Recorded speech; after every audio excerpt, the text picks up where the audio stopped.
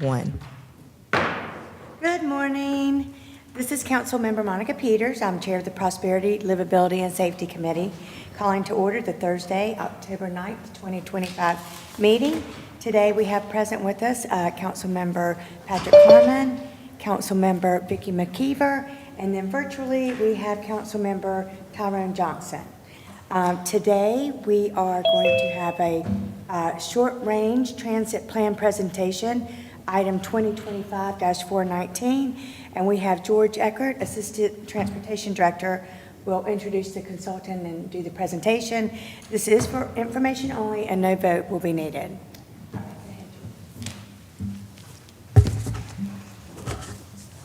Council members, committee members, city leadership, thank you for this opportunity to allow us to come and share what we've worked on so far with the short-range transit plan. I do not want to steal Alec's thunder because he is a transit planning expert, and we made the right choice in bringing Alec and his team on board as consultants for this process.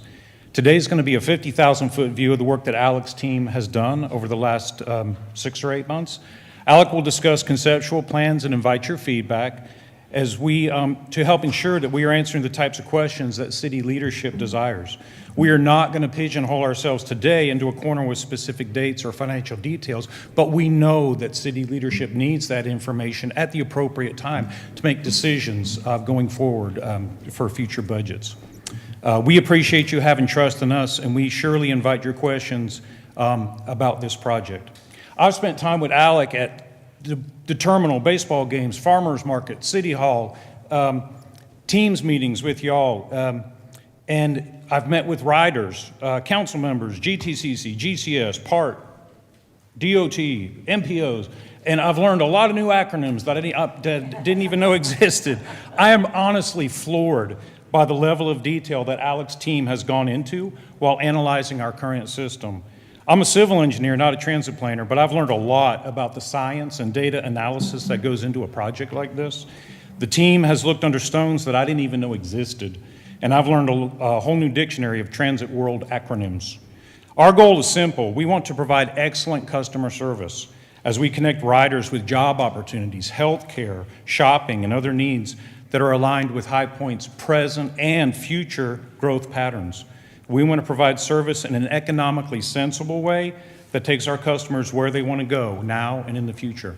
And with that, I will ask Alec to step up and share his work. Thank you, Alec. Thank you, George.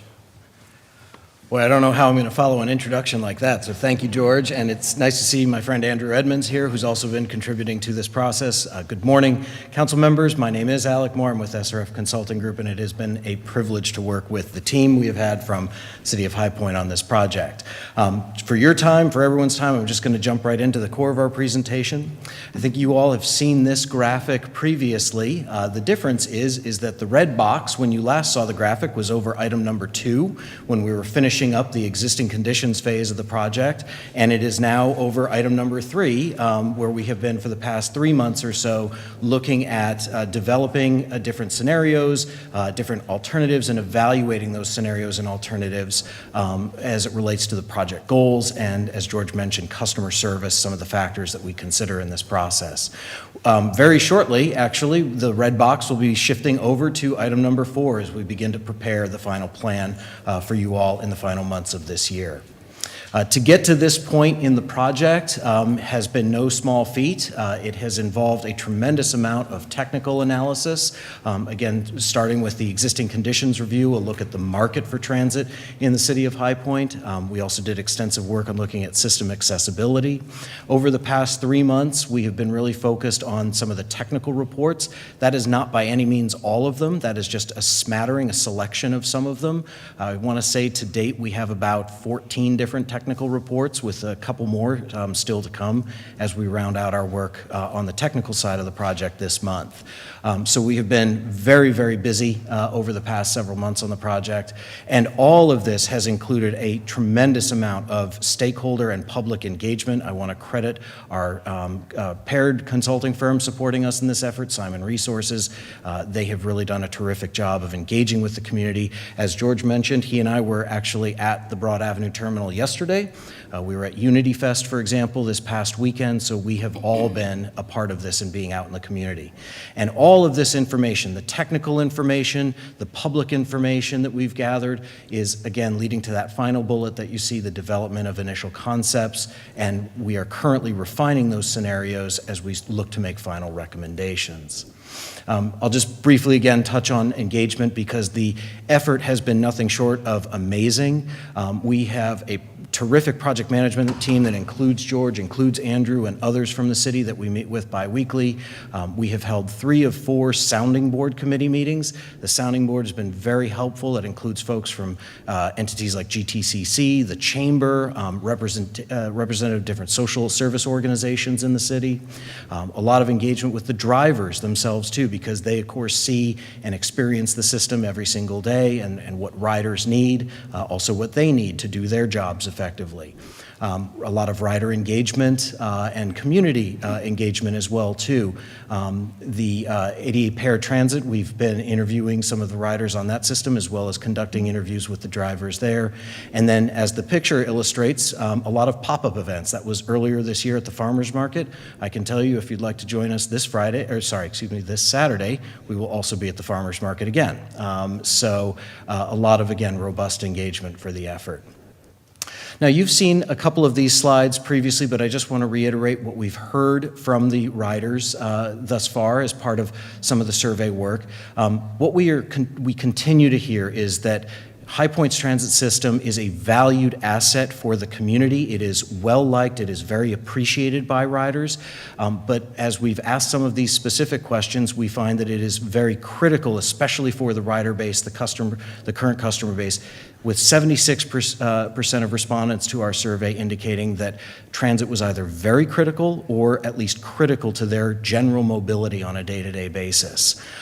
So we've, again, had really terrific engagement. We've heard a lot about the value of the service to the different rider groups that are using it. And that, at the same time, we've also heard from them about what they would like to see done differently. And we've tried to incorporate that feedback in the recommendations we'll share in a moment with you. The main point of feedback that we hear consistently is longer hours of service, longer spans of service on especially weekdays as well as weekends. That is by far the leading ask of the public, of the riding base, is for the longer hours of service, again on weekdays and weekends. But we have also heard from them about the desire to see more shelters, more benches and public amenities, more stop amenities and passenger amenities, creature comforts that go with using the system and while waiting. And then certainly we frequently hear that folks would like to see more frequent service, but far and away the longer span wins the day. It doesn't mean though that the other items you see are any less important, so we've tried to also factor that into our overall process.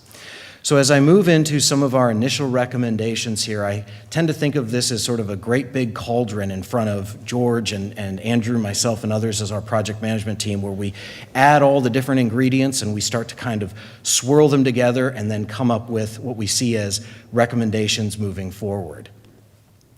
So to start, it begins with the identification of what we consider some community transfer points or modest transfer centers. I want to pause and say that the Broad Avenue Terminal is a true star, a shining light within the system, and we want to honor that and maintain that as the focal point of a lot of the system's kind of origin and passenger-related activity. That is a key asset for this system. But these transfer points that we see that are shown on the map more on the periphery of town would enable people to have a little bit more of a signature bus stop type facility where they would be able to either have good pedestrian access, good bicycling access. If they are brave enough to take those big wheels that I see some people use, they could have access that way to a little bit more of a signature stop facility, and I'll share an example of what we're sort of envisioning that might look like in a moment. But particularly at 5 locations, that would be the Walmart on North Main Street, the 5 Points Junction on the east side of High Point, the East Town Village Shopping Center, Walmart South on South Main, and then also over at the Juanita Hills neighborhood. You do see GTCC identified on the map. There is actually an existing transfer point there now with GTA service. That's on the map because we see that as possibly being something that could be a little bit enhanced in the future. So that's an example of an existing location of these. So the key with the transfer points is that they would require a minimum of 2 routes to connect or intersect. They would certainly offer the potential in the future to be enhanced and maybe act as a mobility hub. And then we also see them as sort of fixed focal points where possible future transit supportive development could build around, or at least, be identified as a possible location for that kind of investment.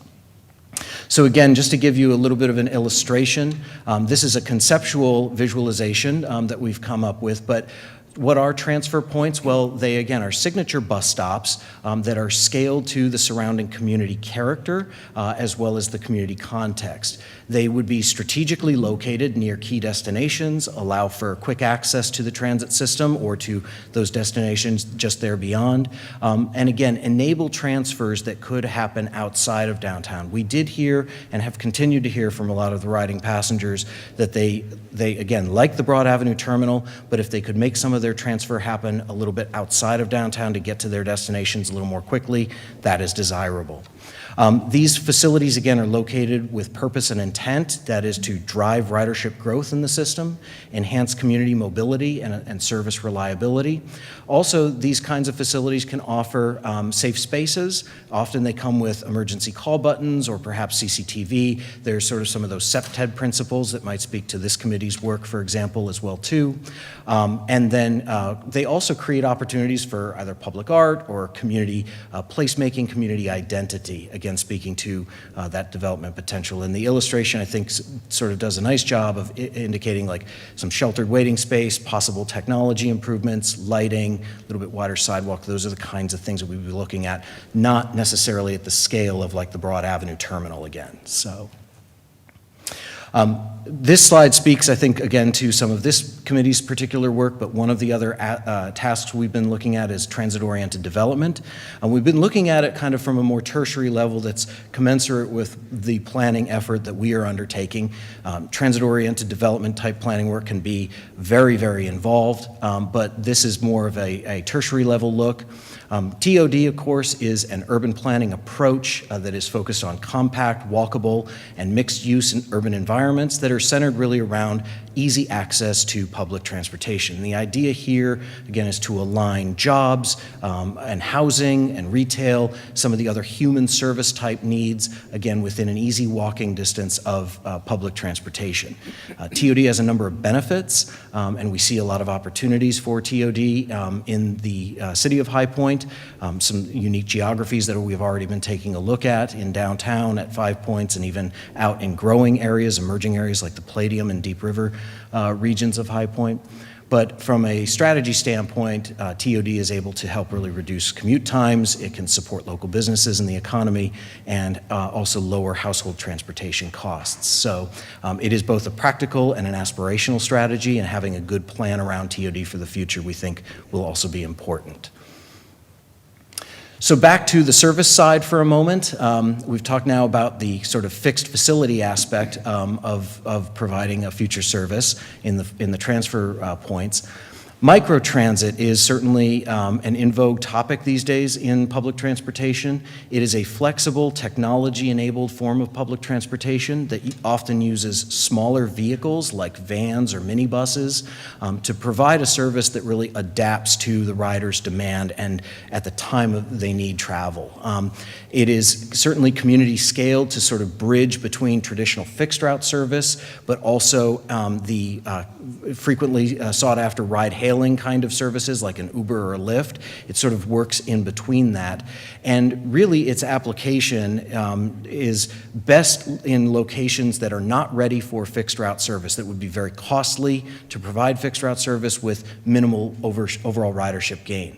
This is a technology and a type of service that can really help support ridership growth through its delivery strategy. And you'll notice that we included the transfer points that we just talked about on this map, and that is in part because we see the opportunity to serve microtransit in these 3 zones we've identified, and perhaps take people, in those zones to one of those transfer points where they would then be able to connect and transfer onto the fixed route system to continue the remainder of their trip.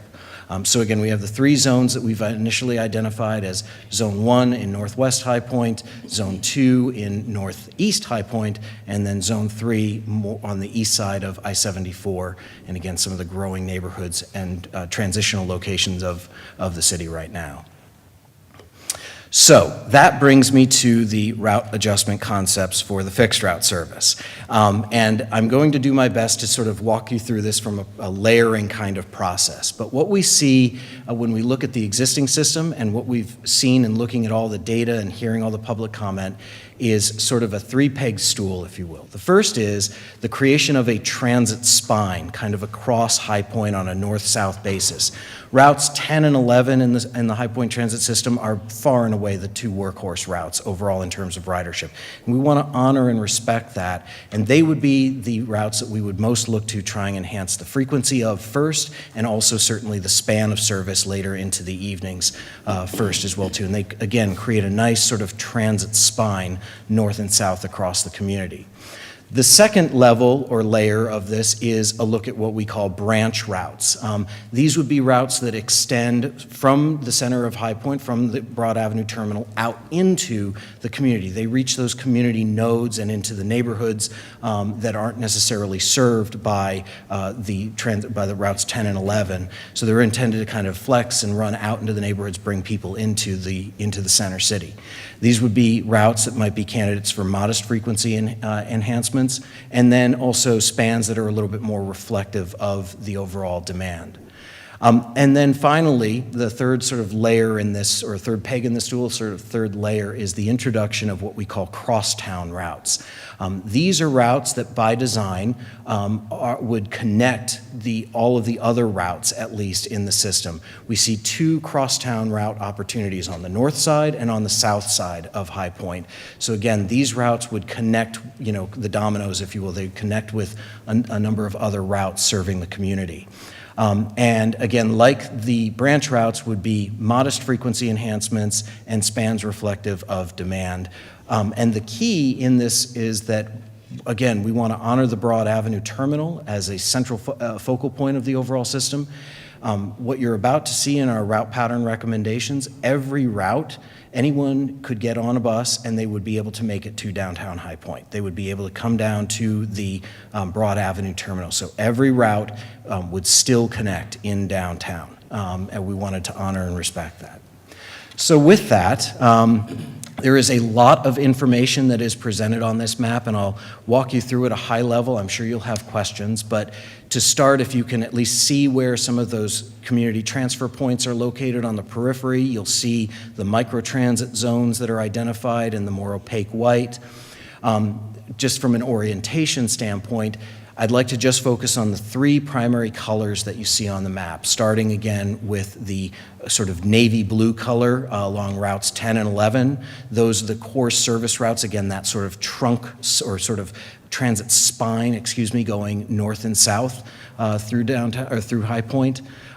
The lighter shade of blue that you see, these are the support service routes. These, again, are the branch routes connecting into the neighborhoods, bringing people into downtown. And then the red colors, the 2 routes in red that you see, the Route 20 and the Route 25, would be those crosstown type connector routes, again, that would connect with the other various routes in the system, but all of the routes, again, would converge in downtown. So again, you could get on any bus in the system and make your way downtown. This network offers, we feel, a number of advantages.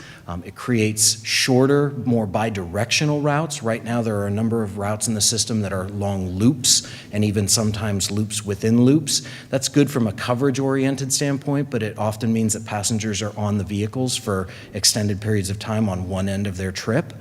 So by creating more bidirectional service, we shorten up their trip distances. We're able to get people back and forth a little more quickly. Again, we create more transfer opportunities outside of downtown, but again, you would still be able to come into the Broad Avenue Terminal and make your transfer there as well too. We want to link neighborhoods with key shopping centers and key destinations, job centers as well too. In particular, I'll draw your attention on the south side of High Point. One of the areas that we've focused a lot on is looking at the routes 19 and 12. These would now, under this proposal, connect with the South Main Walmart. And so that would offer a lot of good access, we feel, for neighborhood populations living there to not have to come into downtown and then transfer to a bus to go out. They'd have a more direct path to the Walmart, but also some of the industrial job centers on the south side of town.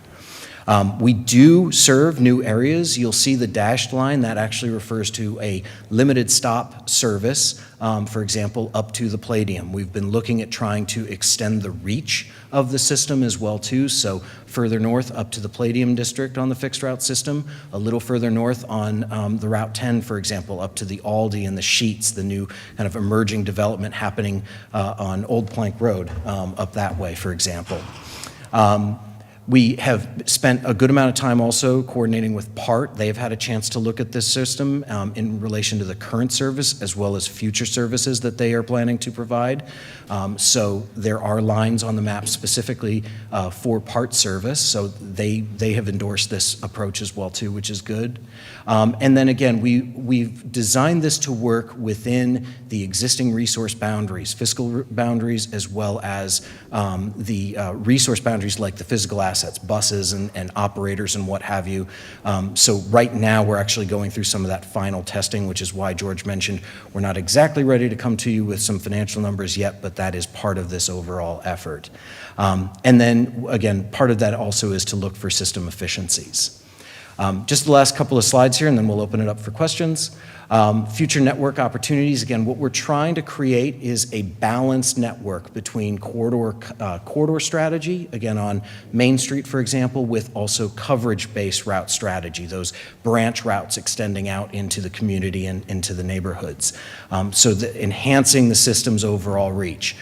Better route spacing we see with this plan would reduce internal competition between routes and make the system a little more legible for riders. More connections between neighborhoods and, again, signature shopping and job centers. Interlining services and scheduling techniques, that's actually where we are right now. We're looking specifically at some of those activities. Again, how do we best manage available assets and resources, current resources to the system? And then we've also been taking a look at stop spacing. I think we talked about this at some of our earlier meetings this summer with you all. And that is just to look at overall performance improvement. We have a number of bus stops that are sometimes bunched up very closely with one another, and that can actually create some inefficiency. So we're looking at trying to streamline some of that. So where are we going? I think this is my last slide. We are looking again to complete our technical analysis in the next couple of weeks here, really in the month of October, on the future system. We have just again begun our public engagement. I should have mentioned earlier, we are planning to have an open house on October 29th at the downtown library. So information will be making its way to you all and out into the community on that very shortly. And then again, transitioning into the draft short-range transit plan development, the final plan. So with that, I think I'll hand it back to you, George, or we'll open it up for questions. Let's open it up for questions. We can flip back to any slide you want if you want to look at the routes or just, yeah. Fire away. Does anybody have any questions? I got a lot. Okay. I knew you would. I knew Dr. Harmon would. Surprising to no one. Staff and council members. So part of the problem the last few years have been drivers, right? And so if we're going to make these changes, attracting and retaining enough drivers, are there recommendations you're going to make in terms of cracking that nut to make it less of a problem going in the future? I know, George, you've been working on it, but I've seen the ads and the bus stops, but just didn't know if you had any other recommendations that you've seen across the country that worked really well. It's an ongoing challenge, Dr. Harmon, and so Alec and the whole team will be looking at what are some things that we could do to help solve that problem. And it's not something we can snap our fingers on or we'd have already done it. Right. But that will be part of the recommendations in the plan. Yes, sir. As far as implementing some of these recommendations, is that going to require additional drivers that we don't have right now? So again, we have started this process by looking at and working within the existing resource limitations. That includes financial, but also vehicles and drivers. So, and we have, I'll just piggyback on George's comment, we have been engaging, again, the drivers already as part of this process. So they're familiarizing themselves. In fact, at Unity Fest, we were joined by Mr. Green, as well as some of the other drivers that happened to be there on that day. So we were talking with them. They've so far given us good feedback that they like what they see. But to your question, Director, Council Member, yes, we want to be sensitive to that we want to work again within the existing number of drivers on a schedule basis. That's happening again right now. So we are also, I'll just offer this, looking at some scenarios that might mean a little bit additional resource. We often get the question about, well, what would it take for us to get to 20-minute service, for example? So we want to arm you with that knowledge as well, too, of what that might also mean in terms of adding drivers or adding vehicles. But right now, the core focus of our work is on working within the existing resource limitations. Okay, great. So are there like rider benchmarks? I mean, we make these changes, which I'm very excited about, by the way. These buses have been the same since I was a kid, and I'm not a kid anymore. And I've always grown a lot since then. In terms of knowing, are we sort of making headway, being successful, sort of, is that part of your work? Is that, if you get an increase of 10% in ridership, that's success, or it needs to be 5% or whatever the case may be? Yep, that's actually forthcoming. So I mentioned that we're finishing up technical analyses. What we are looking at doing right now, we're finalizing our scenarios, and then we are going to do a direct comparison between today's system and a look at what ridership growth could be like under the new system as sort of what that delta would look like, that change. So that is actual work that is probably going to be done here in the next, I would speculate, 2 weeks or so. Yeah. So what kind of additional technology considerations are you giving in terms of riders knowing when the bus is going to show up and that kind of stuff that some other systems are using? Sure. So we have a technical report that we wrote up on bus stops and passenger amenities specifically. Certainly, a lot of agencies are moving towards QR codes, enhanced signs, for example, just to start with at their bus stops. The kind of QR code where someone can just take their phone, identify, and get a lot of bus information on next arrival, next departure, and so forth. So there's that aspect of technology at maybe a more modest stop. We have, for example, at the transfer points we talked a little bit about, identified those might be good candidates for where you might have some of that traditional or sort of real-time arrival information, those sort of marquee type signs that sort of revolve about next bus is arriving and so forth to give that kind of communication. So we have been looking at technology. We are looking at it also on the asset side right now too. That is one of our final memorandums is on capital assets. So that's going to look at things like, is the CAD AVL system for the High Point Transit System up to date? Does it need any kind of maintenance? We're looking at some of those other internal communication and technology items that would help with overall performance. We hear a lot too about fare boxes. Certainly that's been part of our work as well too, is examining the UMO system and some of the other technologies. That's also a little bit of a loftier conversation, given that there's some conversation that's happening more regionally around that. So we're trying to sort of balance that, but yes, that is, fair payment. But that is our goal, to be fully staffed. Have we offered any kind of incentive to recruit drivers to come to High Point? We don't have like $1,000 cash incentive if you recommend a driver or anything, or refer a driver, but those are things that we're sitting down with Alec. Look, Alec has done this all over the country, and so we are listening. We are all ears, because this is an industry-wide, especially since COVID, problem. It's extremely challenging to recruit and retain drivers, and so we're asking for help, and Alec and his team have been wonderful in offering it to us. So when we get down to the final plan, we'll definitely see some recommendations for that. Okay. Yes, ma'am. Anything else? Yeah. Okay. All right. Okay, I've got a question. Can you go back to the map?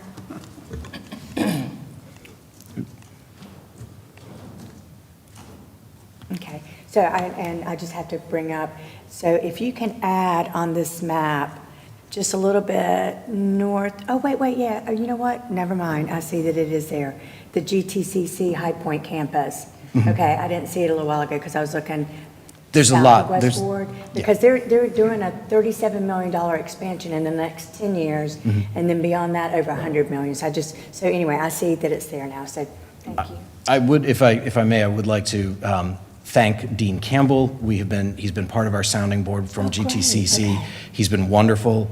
So yes, he's been at all of our meetings and certainly advocating for the downtown campus. So it's been a help to have that information as we think about this network. One of the other things that we also see is, again, an opportunity with not only Route 11, but also the slightly modified Route 20. Again, sort of now GTCC is sort of at the crux, or the kind of the right next to two routes, as opposed to just one today, really, so. Yeah, that's great. Okay, I do have one other question. So I love pretty pictures, so the pictures are really pretty, but I also want to make sure that sometimes, we have some areas that I know y'all are aware of that there's not even a bench. So I don't want to get to a point that we develop something that's so expensive that it's not attainable, that we can have like intervals or short-term fixes as well. Yep. Is that something that you're kind of thinking about? It is, actually. Okay. So again, I'll refer back to my mentioning, we have a technical report on bus stops and amenities at stops. It's probably, when George was mentioning new acronyms and so forth, I joke that it's everything he's ever wanted to know about bus stops and then beyond. In effect, yes, we actually have a map in that document where we've tried to specify out. We have, for example, existing information on which stops have shelters, what amenities are available at each stop. So that's a great starting point, but we have also tried to prescribe what would be treatments we would recommend at different stops in the system that would remain. So for example, one of the things we're shooting for is that ideally speaking, every linear mile, there's at least one bus stop with a shelter. But that each stop we try and prescribe what are enhancements that could be made there too, that also, to borrow the expression, wouldn't break the bank, would be fiscally responsible, but would be the kind of thing that could be rolled out, over the course of the life of the plan. A short-range transit plan is usually focused on about a 5-year window. Sometimes it wanders a little bit, and that's okay, but we want to be mindful of those kinds of investments as well, too, and we do get into that. So. Okay, great, okay. And to piggyback on that, Andrew and Greg Venable in the Transportation Department, they're looking at things like sidewalks, that you need to sidewalk to get to the bus stop. And so a lot of these things that Alec is proposing are dovetailing with plans that are already in place so that we can spend our money wisely. Great, that's awesome. All right. Any other questions? Just, two more. I got more. I'm just going to two more. I'll send an email later. So, there's been talk about utilizing smaller buses or right-sizing the buses, and I'm just curious about, I'm assuming you still have to have a CDL to do that, the same type of CDL. And then also, are they more fuel efficient because they're smaller, they get more miles to the gallon, so there's some cost savings there? Or is that not true because they're a bus and they're just terrible on gas mileage in general? Oh, okay. So there's a two-part question, and I'm thinking about the last part first, so please remind me if I need that for the first part. But the short answer is, in my experience of a shorter vehicle, fuel efficiency between that and a larger bus is not necessary. It's pretty negligible overall. Really, when it comes to cost, where a lot of that cost really exists is in the operator themselves. That includes their wage, their benefits, and so forth.